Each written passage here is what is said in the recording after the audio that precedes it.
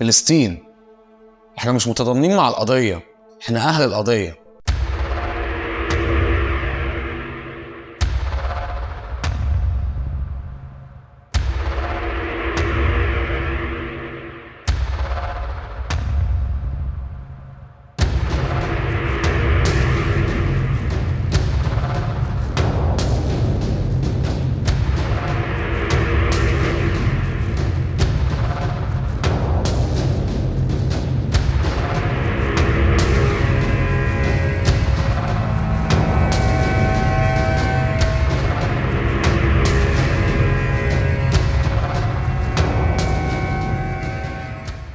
هنتكلم النهارده عن شخص اتولد في مدينة عكا بفلسطين سنة 1936 وعاش في مركز يافا. اسمه غسان كنفاني. بس استنى قبل ما اكمل، اعمل اشتراك في القناة ولايك وكومنت عشان تساعدني في الفيديو ده يوصل لكل الناس، عشان نوريهم ان صوتنا مسموع. وحضر قهوتك وتعالى عشان احكي لك باقي الحكاية. انا اشرف طه، يوتيوبر مصري، ودي الملخص.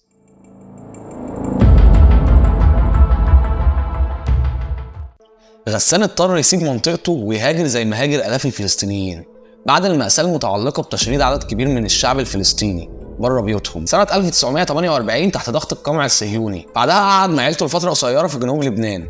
بعدين انتقلت العيلة لدمشق. اشتغل كنفاني من وهو لسه شاب في النضال الوطني، وبدأ حياته العملية مدرس للتربية الفنية في مدارس وكالة غوث اللاجئين الفلسطينيين في دمشق.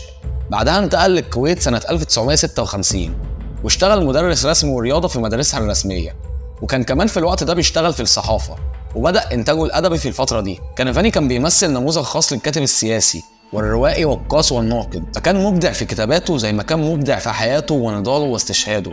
بيحكي ويقول في رواية من رواياته: لما وصل سعيد لمشارف حيفا بعربيته عن طريق القدس، حس بحاجة ربطت لسانه والتزم الصمت، وحس بالأسى من جواه، وللحظة واحدة راودته فكرة إنه يرجع. بعد ما مشي من رام الله الصبح ما كانش بيبطل كلام، وكان الحر لا يطاق لدرجة إنه حس بوشه بيلتهب تماما، والأسفلت كان بيولع من تحت عربيته، وفوقيه الشمس بتصب غضبها على الأرض. طول الطريق كان بيتكلم مع مراته عن كل حاجة، عن الحرب والهزيمة، وعن بوابة مندلبوم اللي هدتها الجرارات، وعن العدو اللي وصل للنهر والقناة ومشارف دمشق خلال ساعات، وعن وقوف ضرب النار والراديو ونهب الجنود للأساس، وحظر التجوال، وابن العم اللي في الكويت هيموت من القلق، والجار اللي لم حاجته كلها وهرب، والجنود العرب الثلاثة اللي فضلوا يقاتلوا لوحدهم يومين على تلة في قرب من مستشفى أوغستا فيكتوريا، والرجالة اللي نزلوا في شوارع القدس، والفلاح اللي عدموه لحظة ما شافوه قرب أكبر فنادق رام الله. واتكلمت مراته عن أمور تانية كتير.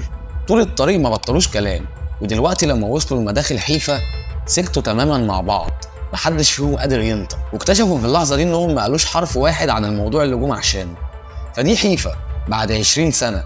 ظهر يوم 30/6/1967 كانت عربية فيات رمادي شايلة رقم أردني أبيض بتشق طريقها نحو الشمال عبر المرج اللي كان اسمه مرج ابن عامر قبل 20 سنة، وطلع على الطريق الساحلي ناحية مدخل حيفا الجنوبي. وفي لحظة عبر الشارع ودخوله للطريق الرئيسي انهار الجدار كله، ولقى نفسه بيقول لمراته: هي دي حيفا يا صفية، أنا عارفها لكن هي بتنكرني. أنت عارفة، طول 20 سنة كنت متصور إن بوابة مندلبوم هتتفتح في يوم من الأيام، لكن أبداً أبداً ما كنتش أتصور إنها هتتفتح من الناحية التانية. ما كانش ده بيخطر على بالي، عشان كده في لحظة ما فتحت حسيت إن الموضوع مرعب وسخيف وإلى حد كبير مهيناً تماماً. ممكن أكون مجنون لو قلتلك إن كل الأبواب المفروض تفتح من جهة واحدة، وإنها لو فتحت من الجهة التانية فبنعتبرها مقفولة، لكن دي الحقيقة. قالت له فجأة: ما كنتش أتصور أبداً إني هشوفها مرة تانية.